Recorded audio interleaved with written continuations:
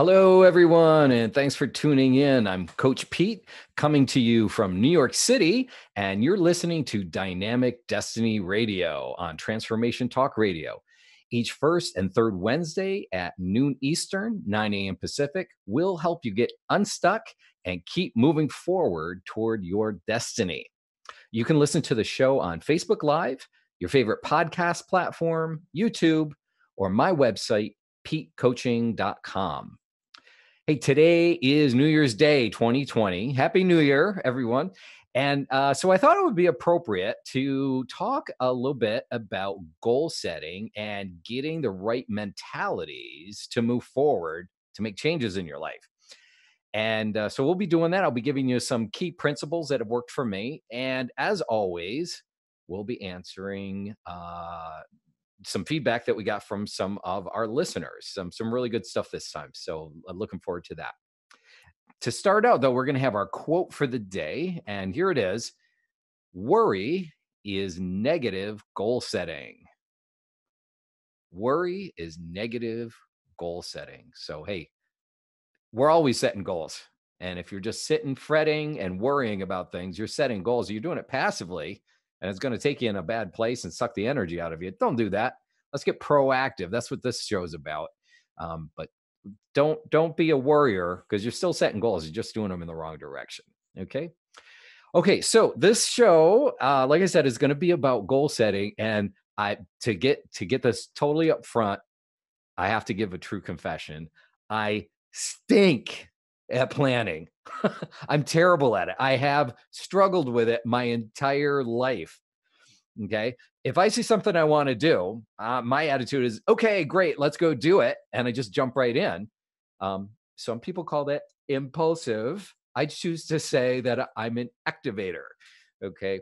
But I've just not ever been really good at this kind of thing. I want to tell you a quick story. I don't know if you remember, in elementary school, there would be about a month or two in, we'd all have a couple days off because it was called parent teacher conferences. And that's when your parents would go in and talk with your teacher. In this case, I was in elementary school, and they'd get a rundown and have these one-on-one chat. And I come from a family of pretty high achievers, mostly straight A students, and I'm number 7 out of 8. So there's kind of this pecking order, and there's kind of this reputation to live up to, the family name. And I remember I was in 3rd grade, and this parent teacher conference, not a problem. I've done really well with these in the past. My parents come home, they say, we need to have a talk. I'm like, uh-oh, what's going on? So we sat down in the living room, and they told me the results of the parent teacher conference was, Peter's not living up to his potential. And I'm like, oh my gosh, what does that mean? And the big issue was that I couldn't really sit still, and I didn't really pay attention and follow through on things because I was just always out and about. And this has been something I've struggled with my whole life. Some would call it like ADD, or, short attention span. And then what my parents did afterwards was set up a desk for me down in the basement, or a place where I would be free from distraction and be able to concentrate. Didn't help. Didn't help at all. And so, again, this has just been a lifelong struggle, is that I get easily distracted. Now, at the same time, if I'm really into something, I can be hyper focused on it. But it's been a struggle. So my question back to you would be, well, why would you take advice on goals, goal setting, and productivity from someone who struggled with it the whole life? And I'll tell you, I'll give you 2 reasons why. One is, I had to learn this stuff the hard way. It did not come naturally to me. And because I had to learn it every stinking crawl, scratch step of the way, I can describe it better than someone who can do this naturally. I can tell you all the pitfalls that I run into. I'm going to spare you all of them today. I mean, we're not going to go into all details. We'll hit some highlights. And then second, you can be encouraged, because if these principles work for me, chances are they can work for you as well. Okay, so that's what today's show is going to be about. I'm just going to share what's going on, the things that I've learned, and some tips, some pitfalls to avoid, and hopefully to help you be smarter about moving forward and making changes in 2020. We are not going to talk about New Year's resolutions, however, because they don't work. Okay. At all. Almost all, all the studies and statistics show about 40% of people do set New Year's resolutions, and most people abandon them after 3 days. And after 1 week, they certainly do. So resolutions are a real kind of a cheap and kind of lazy way of goal setting, and they're not real smart, and they kind of set you up for defeat. The real problem is the longer you do those, like each year, if you try resolutions and they don't work. That's actually reinforcing a real negative narrative across your life. Like, don't try to set goals because you know you're going to fail. You know you're going to fail. You know you're going to fail. And the really one of the reasons it really stinks is because it tries to make it all about willpower. And good grief, very few people have that. In fact, I have some statistics for you. If you've listened to the show before, I'm a big fan of the assessment Gallup Clifton Strengths. And these are 34 different talent areas that people have. And the idea is to find out where your talents lie and then maximize your activities in those areas, because that's where you're going to be the most productive. You're going to make the most difference. You're going to feel the most satisfied as well. Well, there is a breakdown of the strengths, the different. There's 34 different strengths, and there's a breakdown of how frequently they occur in the general population.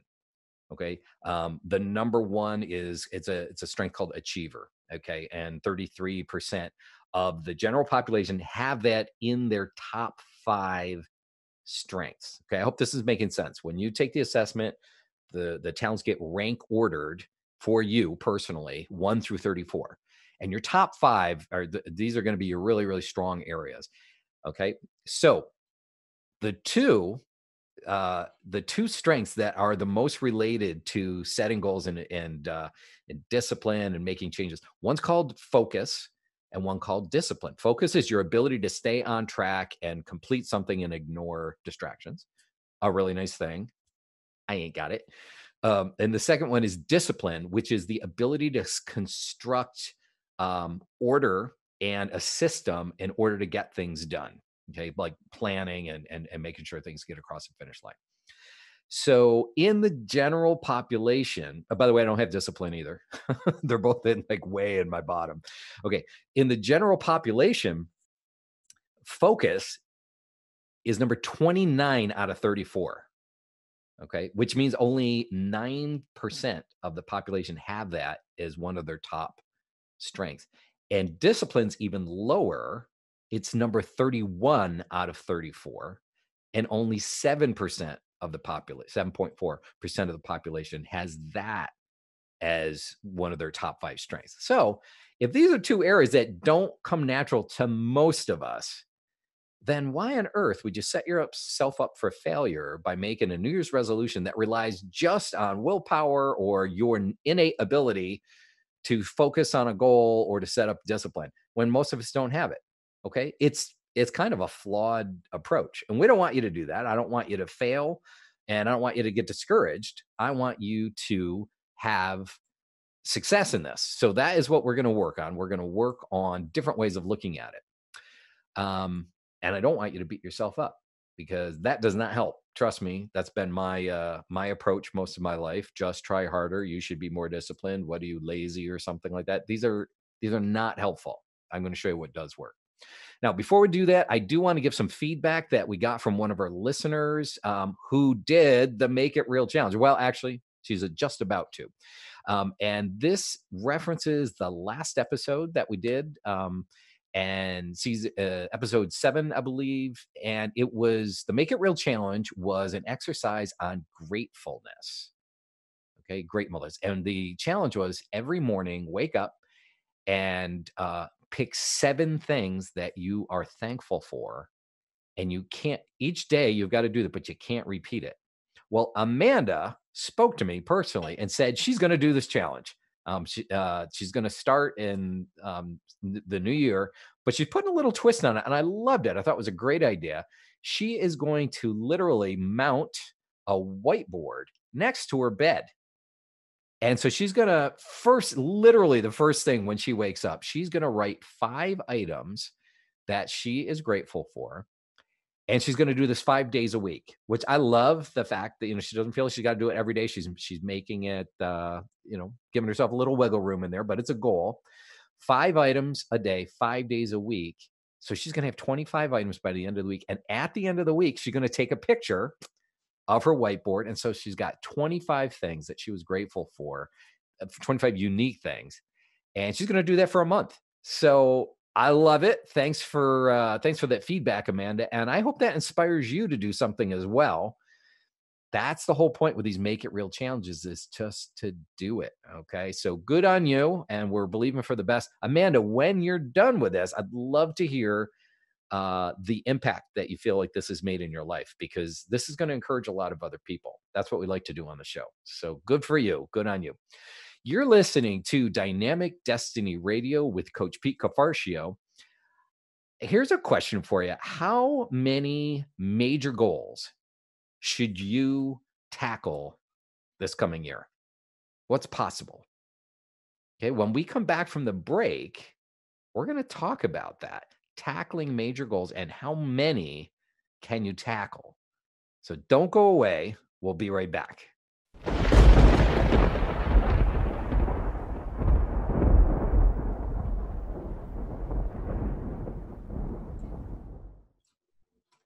Welcome back to Dynamic Destiny Radio with Coach Pete, where we unpack your powerful potential. You can learn more about me and get lots of helpful content at petecoaching.com. We're talking about the new year, setting goals and making changes. And the question was, how many things can you tackle at once? How many major goals and projects can you tackle at once? And here's my recommended approach. One thing, with a caveat, one thing at a time. Okay. Just one big thing at a time. So if you're like me and you do planning and you're setting up a comprehensive list of things you want to change in many different categories, you're setting up goals, that's great. But if it's a major goal, tackling one thing at a time is a lot more effective. Tackle it, bring it to completion, then move on to the next thing. Here's a truism. When you try to fix too many things at once, you actually don't make progress in any of them. Okay. Your focus is spread out. You're doing too many things at once. None of them are really moving forward to completion. The amazing thing is when you focus on fixing just one thing, okay, to get it through to completion, you will be amazed at how that'll affect a lot of other things in your life. First of all, it gives you that sense of accomplishment. And then, our lives are all interconnected. We like to, at least as a guy, I like to compartmentalize things. But sometimes when I just fix one thing, it actually has a ripple effect, starts touching other things. Some things take care of themselves. And all of a sudden I don't feel like I'm juggling 8 different balls. This has been a game changer for me. Okay. Remember, the guy who has a hard time planning and getting stuff done, it's been a game changer for me. And I'll tell you exactly, in my life, how I do that. I set up like about once a quarter or once every 4 months. I actually do mine in trimesters. I set out, hey, what am I going to do over the next 4 months? And there's a lot of things I have to take care of. I'm running my own business. I've got a lot of different balls in the air, but I've limited myself to say, you know what, I can only get 3 major things done, say in the next quarter, over the next 3 months. Averages out to be once a month. That right there is a discipline. Okay, to accept limitations and to say, well, 3 months, I could accomplish a ton of things in 3 months. The reality is when it all boils down, I got my day-to-day duties. I got other things that things don't go always as planned. It's just accepting that I can only get 3 major things done is in itself a discipline that I need to accept, but it's a good thing. And then I don't try to work on all 3. I only work on one of them until it gets through to completion. And like I said, this has been a game changer for me. it feels like when I'm doing that, when I'm limiting myself, it feels like I'm going too slow. Okay. But wisdom over time has just taught me, you know what? That's actually smarter. I hate the phrase slow and steady wins the race because that's not me. I'm fast and activator, not impulsive. I'm activator. But but there's some truth in that when it comes to major projects, just kind of plugging away and one thing at a time. And then when that's done, celebrate, great, park it. I'm not even thinking about that thing anymore. So I'm not juggling constantly and always having to reprioritize. Just one thing, bam, bam, bam, as far as major projects go. Okay. In the long run, it's a lot more effective. And more studies show multitasking doesn't work. It really doesn't. It's turning our brains into like soup. Okay. So it's great to have goals in a lot of different areas. In fact, I will tell you a little bit about what I'm going on. Beginning of last year, just in one quarter, what I wanted to do. I wanted to start writing a book, at least get the outline done. I wanted to set up group coaching for my career transition clients. I wanted to build a passive income asset that would kind of sell itself. I wanted to promote an ebook that I'd already written. I wanted to give 5 speeches in the year. I wanted to lose a certain amount of weight. I wanted to get involved in a professional society for coaches. You've heard of We Align. I had the CEO on one of my previous shows. I'm a partner in that company, and I had a number of things to do there. Then I had ongoing work, right? Find new clients, get ongoing education. I wanted to get my credentialing for the associate coach credential through the International Coach Federation. I had things going on with my church, lots of different things. And I got to say, I didn't get all of them done. Okay. But when I started, by the end of the year of this past year, I started each quarter and it's like, you know what? I'm going to limit myself. I'm only going to try to get some of these things done or just one at a time. I started knocking some of them out. I did get my ACC. Okay, I did get my some speaking opportunities in place, and several other things. But I just noticed I'm getting more done than as I was trying to do everything at once. So you might have fitness goals, diet things, relational goals, uh, personal development, education goals, whatever, financial goals. You've got all these things. Don't try to nail all of them at once. Okay, as you're looking at 2019, pace yourself one at a time. Okay, I'm beating that one up quite a bit. Okay, here's another big tip. When you have something major that you want to tackle, break the big idea down into smaller tasks. And I'm going to take this a step farther, but break them into small tasks. You may have heard this before. Break them into smaller tasks. I have had to do this. Break it into as small a task as possible and then just do one of those tasks. Um, it sounds this works. Okay, I'm just going to tell you it works. It sounds almost like elementary. I was like, well, why do I need to do that? Trust me, it works. I'm going to give you. You know what? Let's go. I have a video clip queued up, and I have Jessica, who's my producer. She's gonna play that. So Jess, why don't you play that video clip? Baby steps? It means setting small, reasonable goals for yourself, one day at a time. One tiny step at a time. Baby steps. Okay, so this is from one of my favorite movies. It's called What About Bob, and it's this great comedic interplay classic between Bill Murray and Richard Dreyfuss. And but Richard Dreyfuss, he's a psychologist, and he had written this book called Baby Steps, and it just taken one small step at a time. And I'll tell you what, it really, really works. I didn't read the book; it's fictional, but the concept, one small step at a time. It works for a few different reasons.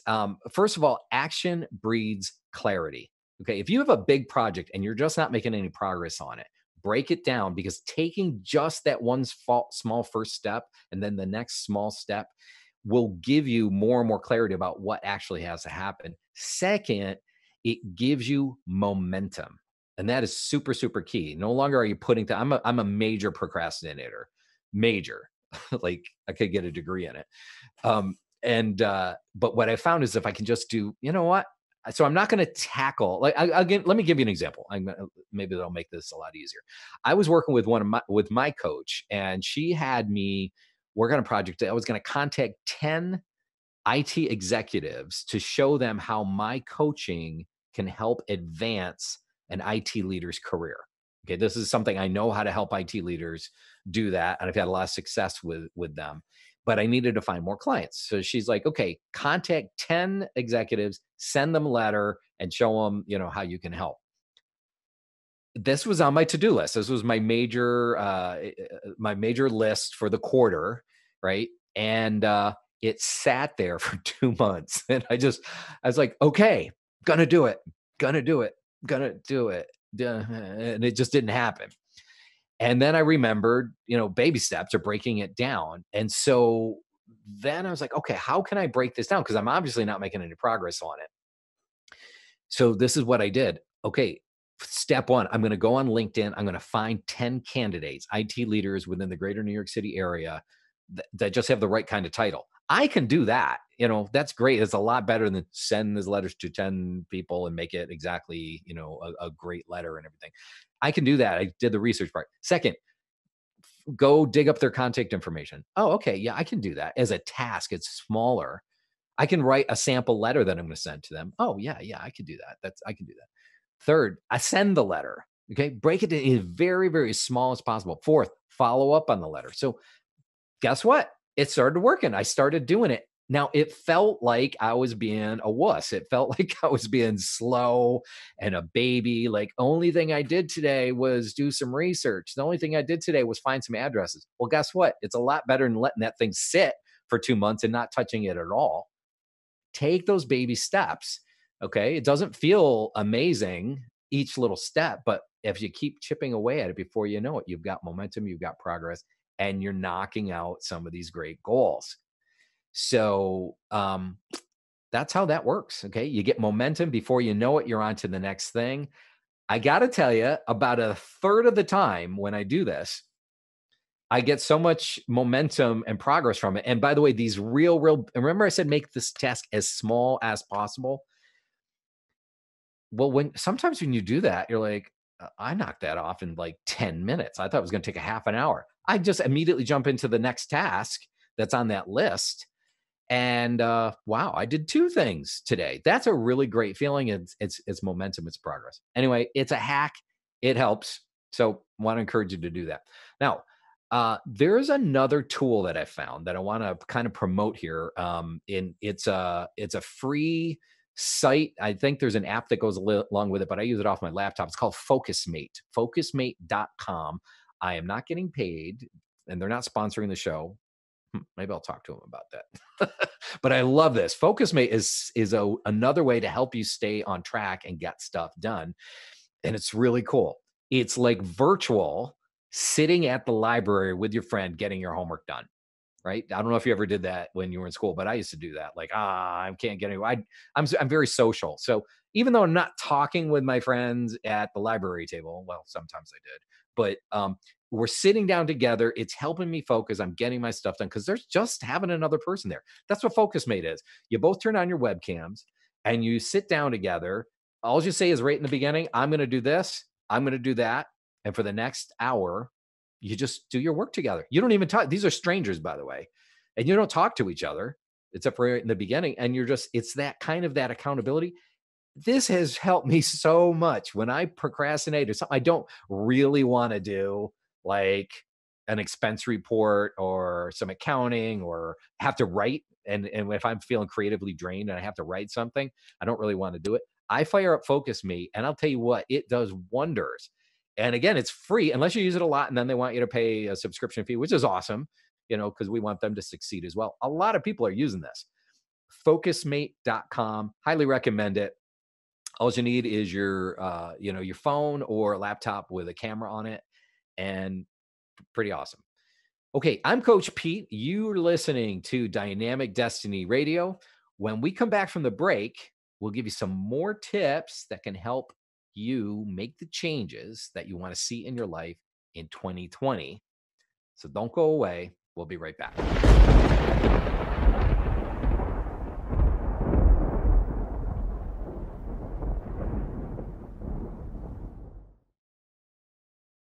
We're back on Dynamic Destiny Radio with Coach Pete, where we unpack your powerful potential. As a reminder, you can catch archived episodes and get lots of helpful free content and resources at petecoaching.com. Hey, today we are talking about how to set goals and be productive in 2020, how to make the changes that you want to see in your life. And we've been going through different tips. And the next one I want to talk about is the power of habits. Okay. So when you think about something you want to change in your life, instead of thinking constant willpower, constant effort to make a big change and make a big shift in your life, like for instance, I don't even know, exercise. Let's just take that's a real common one. I don't know if I'm going to have the willpower. I'm going to try, and it's going to be constant effort. If instead of thinking about it that way, think about how can I turn it into a habit, nice and repeatable, no brainer. Okay, I set it up, and all I have to do is walk through the steps. The reason habits are so powerful is because it puts things on autopilot, and you don't have to think about it. Okay, because when you have to think about every single step and it's new, that gets tiring. And if you're going to do the same thing every day, if it's going to be a daily habit, forget it. It's just taxing, and you just don't want to do that. You already are experiencing the power of habits, and maybe you know this, maybe you don't. But next time you do your morning routine, maybe you take a shower in the morning, maybe it's in the evening, but whatever you do in the morning when you wake up. Do you get coffee, use the bathroom, take a shower, whatever you do and how you get dressed, pay it, sometimes step outside yourself and just watch yourself. I don't have to think about this. I do these things automatically all the time. Well, that's what we would love to get on some of the new things you want to do. You want to establish new habits. Makes it a lot easier. The problem is they're not exactly easy to establish. Okay. So a couple things. We can do this. You can do this. Jumping back to the previous segment that we just talked about, only think about one thing at a time. Okay. Don't say, oh, I'm going to change my banking habits. So I have, I'm going to be saving more money, and I'm going to get exercise, and I'm going to stop eating so much, and I'm going to go start writing a book. Don't try to do all these things at one time. Okay. Don't. Instead, habits. Okay. Pick one area. Okay. And you want to repeat that daily for about a month. And accountability helps. If you can do it with another person, maybe you want to use Focus Mate that I talked about last time, whatever. Okay. But something to establish that habit and get some kind of reinforcement and have somebody, do it with you. That would be great. Or at least check in with somebody. I've known this for a while, but I want to share with you a resource that I found that really became a game changer for me. And it was the concept of triggers. Okay. And a trigger is basically a small thing that you can do that has a domino effect on a lot of other things. For instance, another way to say it, like if I just focus on this one small trigger, everything else just kind of falls in place autopilot. So my mental willpower effort isn't about getting the whole habit or routine done. It's only on getting that one trigger. I will tell you specifically how that works for me. For me, at my age and how things have played out, I like to go to the gym first thing in the morning. As soon as I wake up, get, whatever my other quick routines are. But the first major thing I want to do is I want to get over to the gym. It's a block and a half from my house. So I walk there. It's really great. But I started finding I was only having about a 40% success rate. And it's like, what is going on? And I started looking, and I read a book that I'm going to tell you about called Triggers. And it's like, gee, how can I boil this down to a trigger event? And I realized something, and it's right here. It's my phone. Okay. And what I found was when I came into my office, if I started checking email or social media, my chances of going to the gym went way down because I was sitting in my chair and all of a sudden I'm locked into this other mode where I'm like checking email, blah, blah, blah. Before I know it, I'm planning out my day. Before I know it, an hour and a half has gone by and I'm, all this other stuff. Didn't make it to the gym. Well, I don't want to go to the gym now because I'm in the middle of work. Doesn't happen. So I boiled this down. I found a trigger for me is I only allow myself to check the weather on my phone. That's it. I can't check email. I can't check social media. I can't even check my calendar. Sometimes on the way to the gym, I'll check my calendar. Okay. But just the weather because I got to know how to dress to go walk to the gym. Okay. That's an example of a trigger and all kind of like a reverse trigger.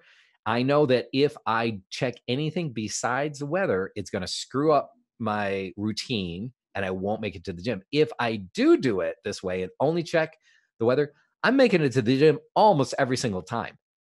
Okay. So it makes it so much easier for me. Okay. All I have to focus is don't check anything except the weather. I don't have to think about all these other things to get my butt into the gym. Okay. So I want you to think about that and get creative and think about what's one thing that's related to other. I know other people who go to the gym and their trigger is this when they think about getting all their clothes out in the morning, especially if their spouse is still in bed, that's a hassle. So their trigger is if I set my gym clothes out or running shoes or whatever you're going to do for exercise at night, they set it actually on the lid, the lid of their toilet in their bathroom. When they get up first thing in the morning, bam, those clothes are there. It's their trigger. Put me on. We're going to go exercise. And it makes it a lot easier. Okay. These are simple hacks, but they really, really work. So, apply it for whatever works for your life. Get creative. And here's a book that I told you about that I really recommend. It's called Triggers. Okay. And the author's name is Marshall with two L's, Marshall Goldsmith. He's considered one of the top life coaches in the country, actually in the world. And I love this book. It was well written, it was encouraging. And actually, the first time I was reading it, I was like, you're one of the top life coaches in the world, and you're writing this stuff that's so like simple and elementary. And then it hit me. I was like, oh, that's the beauty of this book and why it's so powerful is it is simple and elementary, but it took, I think, a lot of effort to get it to its elegance, to get it so simple. Anyway, worked for me, probably worked for you. Hope it works for you. Give it a shot. Get that book, Triggers by Marshall Goldsmith. Moving on, I want to give you the next thing that has really made a big difference for me, has helped some of my clients in a big way. I have referenced this concept already on a previous show, and it's treasure map versus roadmap. And I referenced this in episode 2 of this podcast. So you can go back and listen to that, but I'm going to recount it here just because it's been so powerful. The reason it's so powerful is because it helps you to separate your dreams, when I say your goals, okay, some of our goals are like dream goals. Oh, I want to be doing this, or these are aspirational, all right? They're aspirations of my life. And then there's goals like execution goals, like how am I going to get this done? How I'm going to play it out. They're actually two really different parts of your brain. Actually, even they draw from different areas of even of your soul, of your heart. Like, oh, these are aspirational. This is like, I've got to get this stuff done. Very, very different. The reason this was powerful for me was I used to combine them. Okay. So I'd sit down at the beginning of the year, or even I've even done this with a coach before. And he's like, okay, here's 7 different areas of your life. It's the wheel of life. And how do you rate in each one? And what are some goals you can set in each? And I was combining, well, I really want to have quality time with my family, or I want to go take a vacation with them. And then, how does that, how are you going to execute on that? And it really got me bound up because some of my goals, like I'm a big thinker. Really like to think big. And I was like, well, I don't know how I'm going to execute on that. There's a whole lots of other things have to fall in place first. And it just was, I was trying to do 2 things at once. When I got this aha to split these in half and separate the 2 processes, it made things so much easier. So recap, treasure map is big, big picture. Where do you want to be? It's like a treasure. Okay. The end of the treasure map is your treasure. What is a treasure to you? What are the desires of your heart? They're aspirational, and you can think big. And when you look at a treasure map, it's not turn by turn detailed directions. It's like, hey, go to this next landmark and then go to that next landmark. A treasure map is an adventure. A treasure map has lots of twists and turns along the way. Treasure map isn't real clear. Some parts of it are missing sometimes if it's an old treasure map. And that's the way it's okay. And it's good. And it's a great vehicle for you to be dreaming. So set out a treasure map. I want to do this, and here's the next step. I think the major milestone that might hit, and then I'll need to make this major milestone on my way to this treasure, and then I'll make another one. Okay, a roadmap is different. A roadmap is like the map app on your phone, tells you turn by turn directions, very, very specific. In 800 feet, you're going to take a left. That's how you execute. So set up your treasure map, and then only do a roadmap to get to your first milestone on the treasure map. Okay, so if I have a dream treasure map, I want to take my family on a big vacation to fill in the blank. Disney World for you, Europe, something. Okay. Well, what's the next step? Okay. Well, we're going to save up some money for it, and we're going to research because we're going to have a great time, and we're maybe going to talk to some friends who have already been there. These are all different things you can do. The roadmap is the specific execution just to get to the next step. Okay. And that you are going to get really practical. So it frees you up to dream and tap into your desires unencumbered by the details when you're doing treasure map. And when you're doing roadmap, it lets you pound it out knowing that your dreams are in a safe place. Because when you do the roadmap, it can get discouraging, right? Because, oh, it isn't working out the way I thought. Well, that's okay. You don't have to go change your dreams. You're going to work on the roadmap part of it. Maybe you're going to learn. And then when you come back together, just maybe once a quarter, okay, say, okay, we executed this far. Let's look at the treasure map again. Do we have to adjust the goal a little bit? Or what did we learn? Or maybe the next milestone is going to be a little different. Just keep it periodic and make them go in sync. I have used this with some of my clients, and it has been a game changer. One couple that I was working with actually literally was in tears because it freed them up so much. They're not super strong in the execution part of it. Neither am I. I already told you about that. But when it freed them up, like you don't have to execute in order to dream, they could separate the two, and they were just so freed up because they were trying to dream within the constraints of their ability to execute. And that just sucks the life out of you. Okay. So separate them, and it's a lot more effective. Here is the Make It Real challenge for this episode. Here it comes. Write out your treasure map. Okay. Write out your treasure map. It's a perfect time to do it. Get creative. Maybe make a poster. Maybe make a literal map. I don't know. Go get a bed sheet and start painting on it. Fold it up, or a canvas or cardboard or whatever. Make a treasure map and make it fun. Make it like a pirate treasure map. Okay. Find pictures, add it to it any way you want. Use paint or markers or glitter or whatever works for you. And put phases on it. Here's my next step in the treasure maps here. And then, I'm going to have dashed lines because somehow I'm going to get to the next step but here's the treasure. What is that treasure that's really in the desire of your heart? Okay. I want to know what you discover when you do your treasure map. Maybe take a picture of it. Send it to me. Ask Pete at petecoaching.com. Want to get your feedback? Maybe we'll read it on the air next episode. Maybe I'll show it in the videos. Ask Pete at petecoaching.com. Anyway, do a treasure map. Have fun with it. Explore. Be playful. That's the whole idea, is to tap into your right-brained part of you and to be dreaming and aspirational. Okay. And worry about the execution later, but just be aspirational and do it in freedom. Okay. You're listening to Dynamic Destiny Radio with Coach Pete. What is one thing you absolutely have to do before taking on a new goal? We're going to take a quick break. When we return, we're going to talk about that.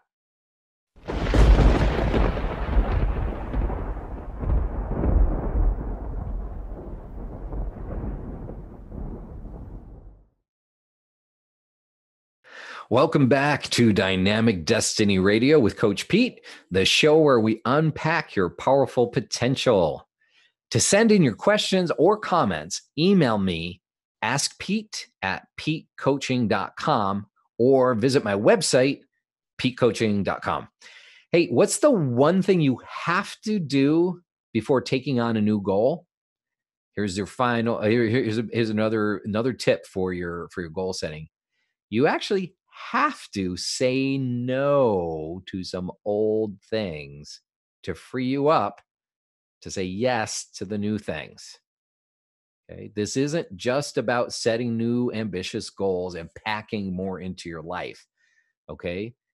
You have to put away some old things. You don't have enough room. Okay.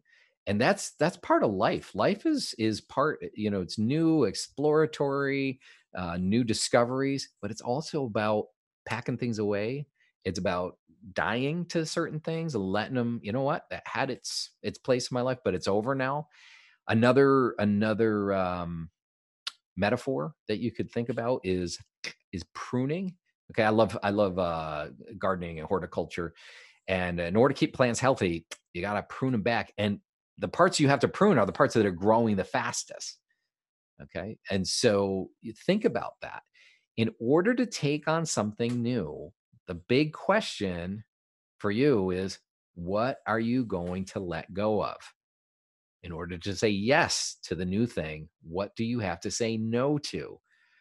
Okay. If you want to get involved in a new activity or maybe join a new group or club, what are some existing activities that you're in that you're going to have to say, hey, you know what? It's been great, but I have to step down for maybe a leadership role, or, I'm just done. That group of friends, they've moved away, or, our values aren't the same as they used to be. I'm just going to step away from it. Sometimes it's really hard for people to do, but you need to do that to clear the room to step into the new thing.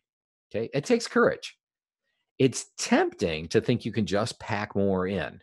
Um, or here's another pitfall is to think, oh, my life, I wasted a lot of time in my life. I watch, maybe I watch too much TV or spend too much time on social media. So in order to take on the new thing, I'm going to get more efficient and I'm not going to waste so much time. And then I'm going to, I won't watch so much TV, or I won't do as much social media. That sounds really good. And I want you to be more efficient, more productive with your time. And I don't want you to waste time. But that thinking usually doesn't work out, because typically what's going on with your TV watching, your social media, it's not replacing productive time. A lot of times it's replacing healthy recreational time that you should be doing other things that build you back up.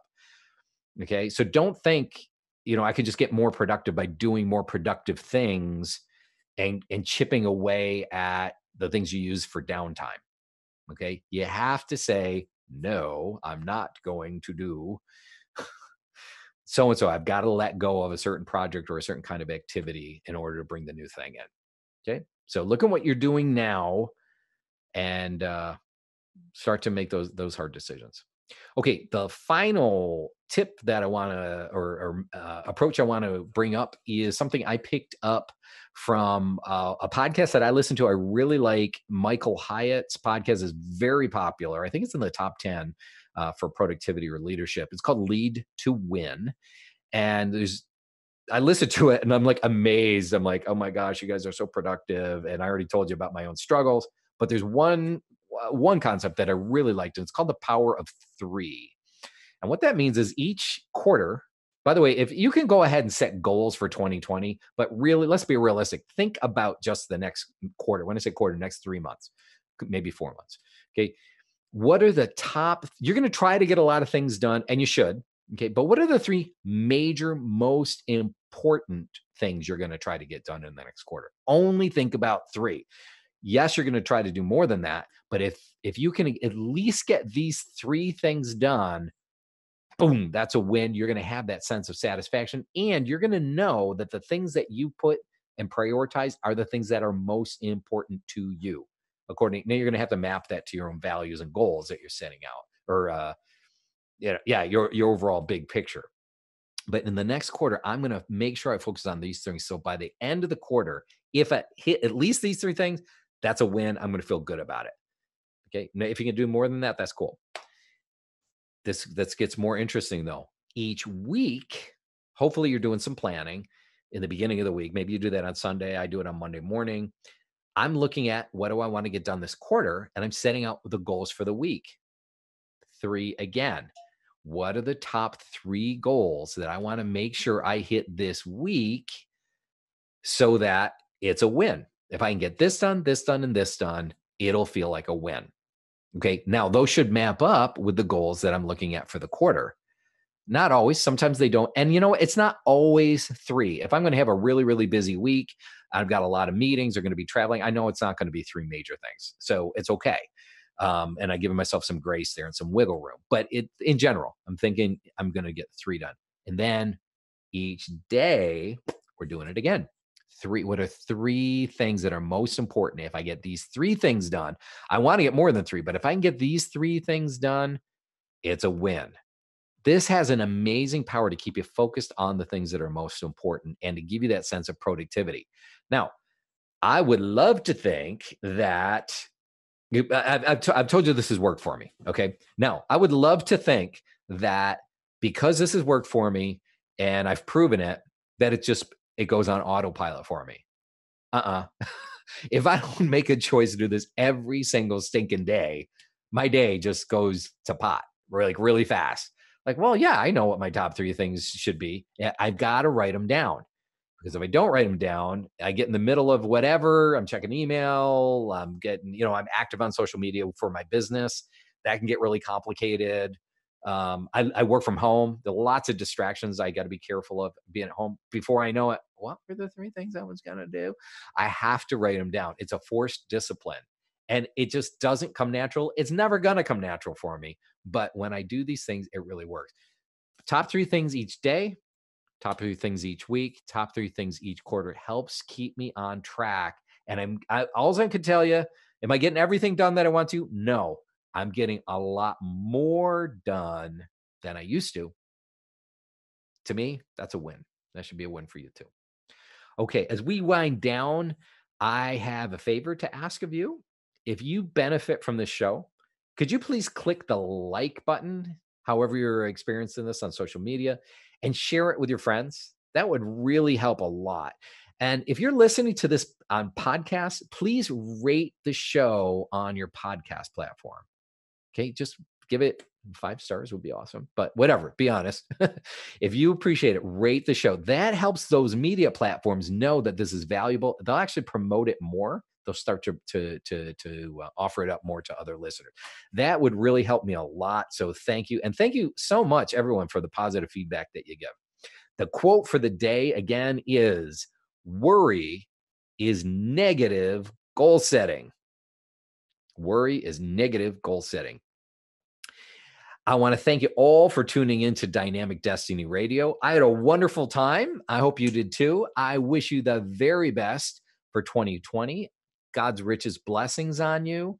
And I hope you can become all that you were meant to be. Please join me every other Wednesday at noon Eastern, 11 a.m. Central, 9 a.m. Pacific time. Have a great week.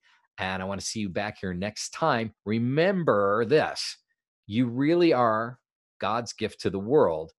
We're all depending on you to be the best version of you that you can be. Bye-bye.